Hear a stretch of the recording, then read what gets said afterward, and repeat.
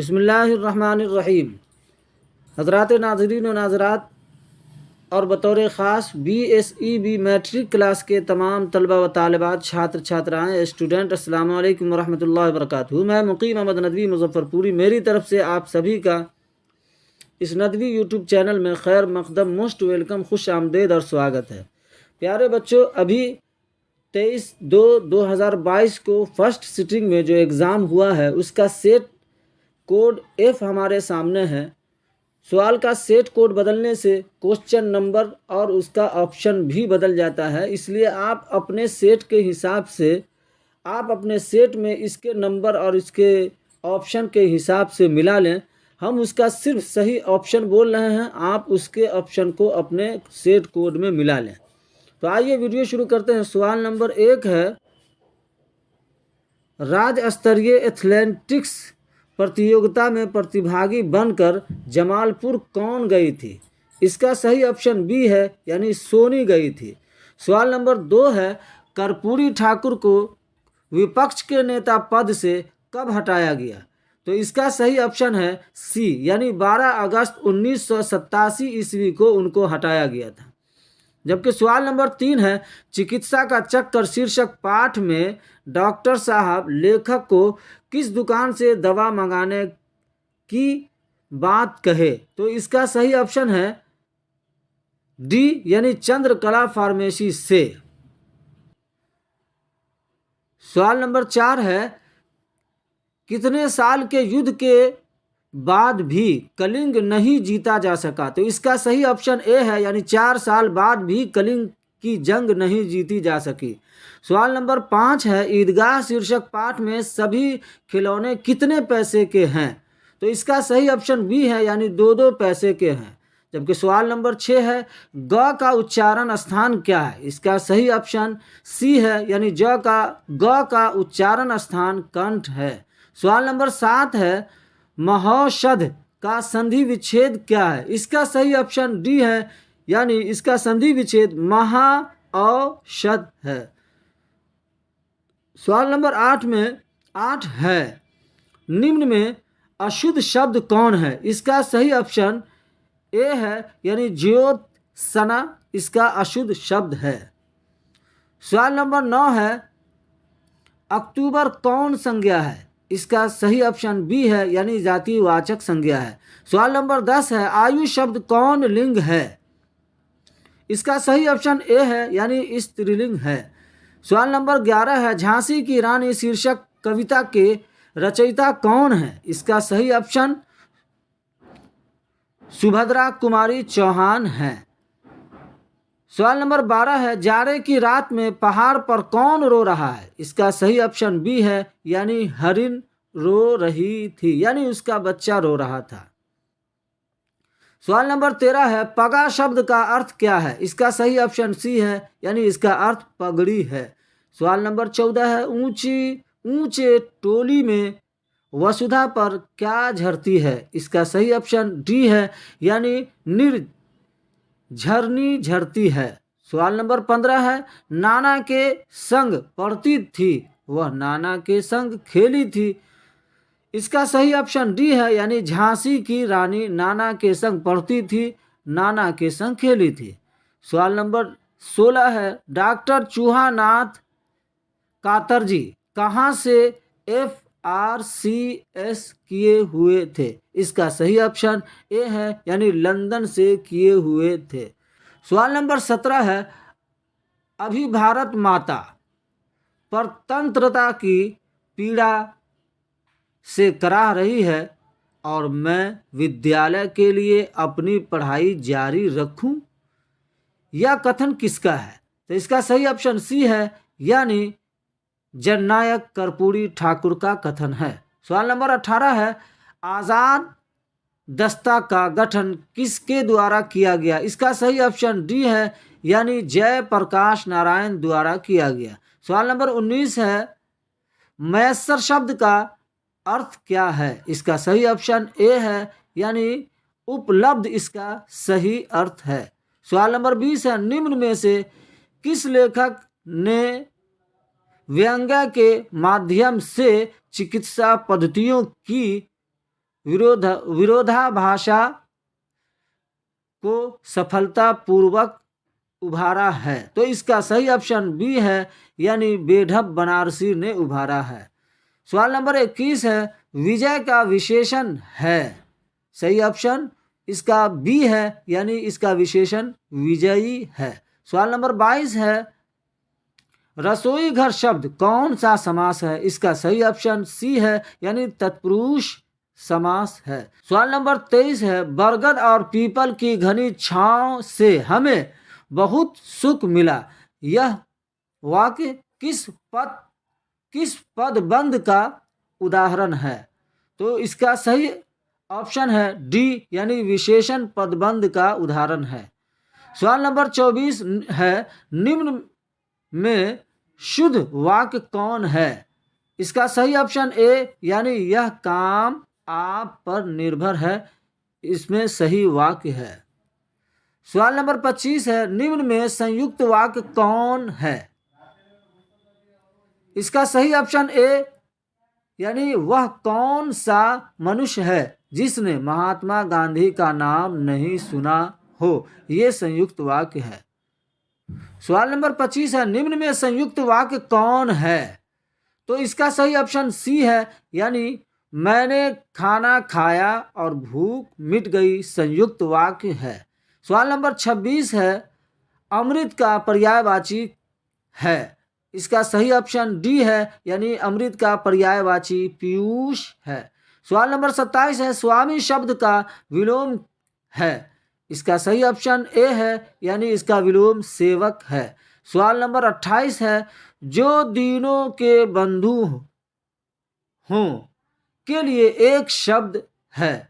इसका सही option B है, यानी दीन बंधु एक शब्द इसका है। सवाल नंबर 29, उल्लू सीधा करना मुहावरा का अर्थ है। इसका सही ऑप्शन सी है, यानी काम निकालना इसका अर्थ है। सवाल नंबर 30 है, दो या दो से अधिक पद जब अपने बीच की विभक्ति को छोड़कर नया शब्द बनाते हैं उसे क्या कहते हैं। इसका सही ऑप्शन बी है, यानी उसे समास कहते हैं। सवाल नंबर 31 है, जमीन के पेट में पली अगन पले हैं जल जले, टिके न टिक सकेंगे, भूख रोग के स्वराज ये।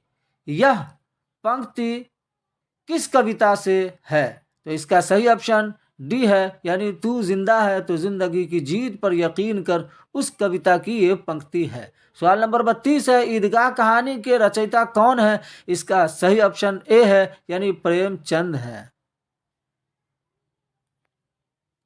सवाल नंबर 33 है, कर्मवीर कविता कैसे लोगों की बात करती है।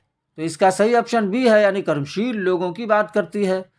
सवाल नंबर 34 है, बाल गोविंद भगत शीर्षक पाठ साहित्य की कौन विधा है। तो इसका सही ऑप्शन डी है, यानी रेखा चित्र है। सवाल नंबर 35 है, साध्य की पवित्रता एवं महत्ता तभी है जब उसका साधन भी महान हो। यह किसका कथन है। तो इसका सही ऑप्शन ए है, यानी महात्मा गांधी का कथन है। सवाल नंबर 36 है, सिरचन को लोग क्या समझते थे। इसका सही ऑप्शन डी है, यानी चटोर समझते थे। सवाल नंबर 37 है, दूर दुनिया का मेरे दम से अंधेरा हो जाए, यह पंक्ति किस कविता की है। तो इसका सही ऑप्शन ए है, यानी बच्चे की दुआ नामी कविता की ये पंक्ति है। सवाल नंबर 38 है, अशोक का शस्त्र त्याग शीर्षक एकांकी क्या शिक्षा देती है। तो इसका सही ऑप्शन है बी, यानी शांति की शिक्षा देती है। सवाल नंबर 39 है, लेखक रामधारी सिंह दिनकर के घर के दाहिने कौन रहते हैं। तो इसका सही ऑप्शन ए है, यानी वकील साहब रहते हैं। सवाल नंबर 40, तेरा मेरा मनुआ कैसे एक होई रे, यह पंक्ति किस कविता की है। तो इसका सही ऑप्शन डी है, यानी कबीर के पद की ये पंक्ति है। सवाल नंबर 41 है, ज्वालामुखी शब्द कौन संज्ञा है? इसका सही ऑप्शन सी है, यानी जातिवाचक संज्ञा है। सवाल नंबर 42 है, हिंदी में कितने वर्ण है? इसका सही ऑप्शन डी है, यानी 42 वर्ण होते हैं। सवाल नंबर 43 है, ए ऐ ओ औ कौन स्वर है? इसका सही ऑप्शन बी है, यानी दीर्घ स्वर है। सवाल नंबर 44 है, हिंदी में अनुनासिक वर्णों की संख्या कितनी है? इसका सही ऑप्शन बी है, यानी 5 होते हैं। सवाल नंबर 45, चवर्ग का उच्चारण मुंह के किस भाग से होता है? इसका सही ऑप्शन ए है, यानी तालु से होता है। सवाल नंबर 46, निम्न में शुद्ध शब्द कौन है? इसका सही ऑप्शन डी है, यानी प्राण इनमें सही शब्द है। सवाल नंबर 47 है, गगन शब्द कौन लिंग है? इसका सही ऑप्शन ए है, यानी पुल्लिंग है। सवाल नंबर 48, भिक्षा शब्द है? इसका सही ऑप्शन ए है, यानी तत्सम है। सवाल नंबर 49, धाता का स्त्रीलिंग है? इसका सही ऑप्शन बी है, यानी स्त्रीलिंग धात्री है। सवाल नंबर 50, जो कमाएगा वही खाएगा किस सर्वनाम का उदाहरण है? तो इसका सही ऑप्शन सी है, यानी संबंधवाचक सर्वनाम का उदाहरण है। सवाल नंबर 51, कानन का पर्यायवाची है? इसका सही ऑप्शन सी है, यानी जंगल इसका पर्यायवाची है। सवाल नंबर 52, धोबी का कुत्ता न घर का न घाट का लोकोक्ति का क्या अर्थ है? इसका सही आंसर डी है, यानी कहीं ठौर ठिकाना न होना। सवाल नंबर 53, आलोचना करने वाले के लिए एक शब्द है? सवाल इसका सही ऑप्शन ए है, यानी आलोचक है। सवाल नंबर 54, हरि मोहन को मारता है किस कारक का उदाहरण है? इसका सही ऑप्शन बी है, यानी कर्म कारक का उदाहरण है। सवाल नंबर 55, दो वर्णों के मेल से होने वाले परिवर्तन को क्या कहते हैं? इसका सही ऑप्शन डी है, यानी संधि कहते हैं। सवाल नंबर 56, कौन खा रहा है किस सर्वनाम का उदाहरण है? इसका सही ऑप्शन ए है, यानी प्रश्नवाचक सर्वनाम का उदाहरण है। सवाल नंबर 57, मैंने गाया किस काल का उदाहरण है? इसका सही ऑप्शन बी है, यानी भूतकाल का उदाहरण है। सवाल नंबर 58, कवि शब्द का स्त्रीलिंग रूप क्या है? इसका सही ऑप्शन सी है, यानी कवयित्री इसका स्त्रीलिंग रूप है। सवाल नंबर 59, परिच्छेद का संधि विच्छेद क्या है? इसका सही ऑप्शन डी है, परिच्छेद इसका संधि विच्छेद है। सवाल नंबर 60 है, टिकाऊ शब्द में प्रत्यय क्या है? इसका सही ऑप्शन बी है, यानी इसमें प्रत्यय आऊ है। सवाल नंबर 61, पेशवा कहाँ कैद थे? इसका सही ऑप्शन डी है, यानी बिठूर में कैद थे।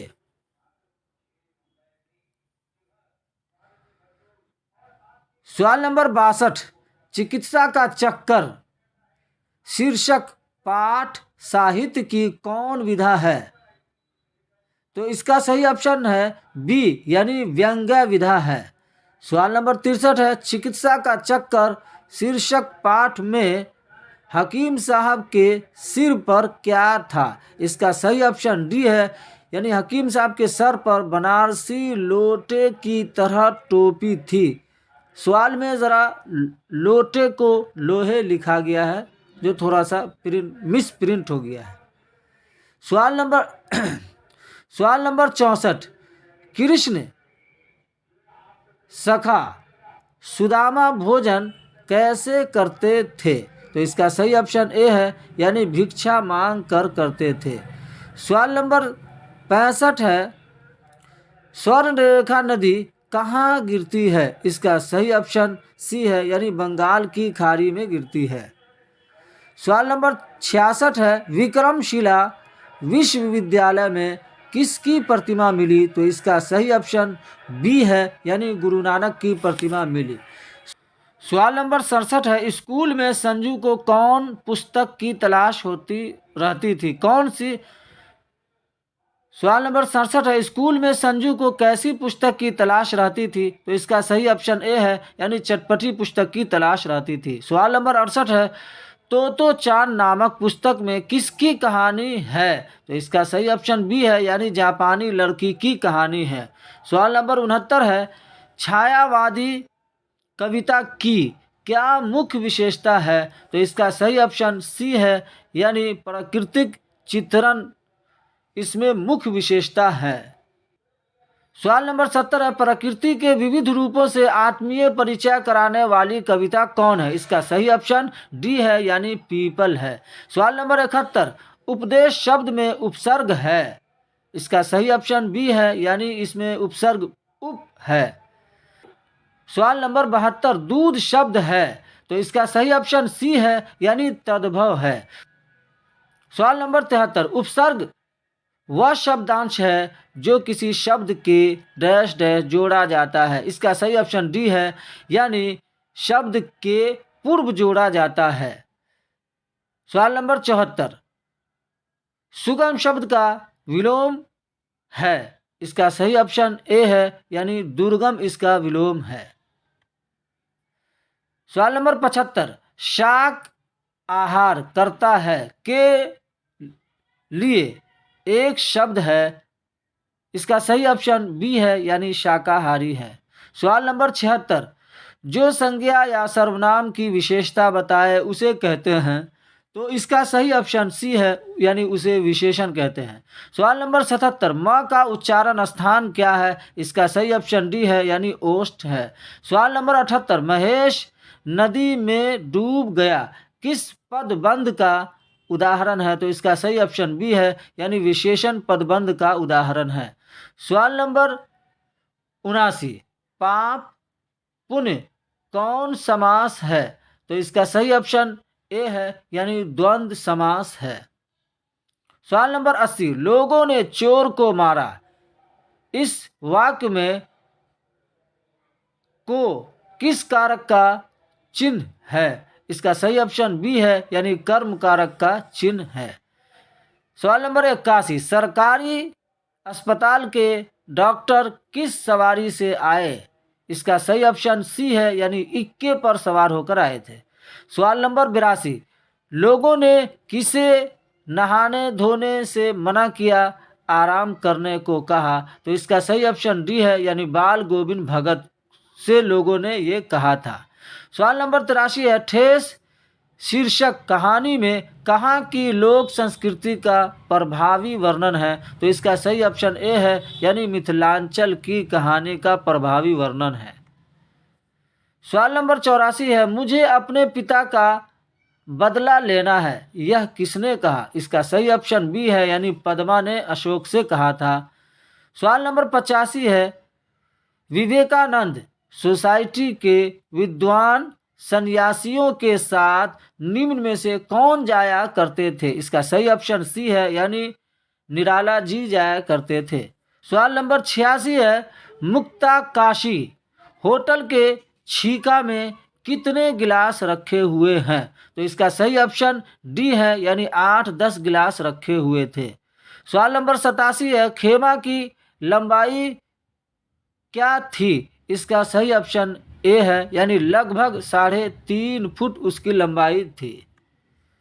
सवाल नंबर 88 है, खूबसूरत और न्यायप्रिय व्यवस्था के निर्माण में किसकी भूमिका अहम होती है?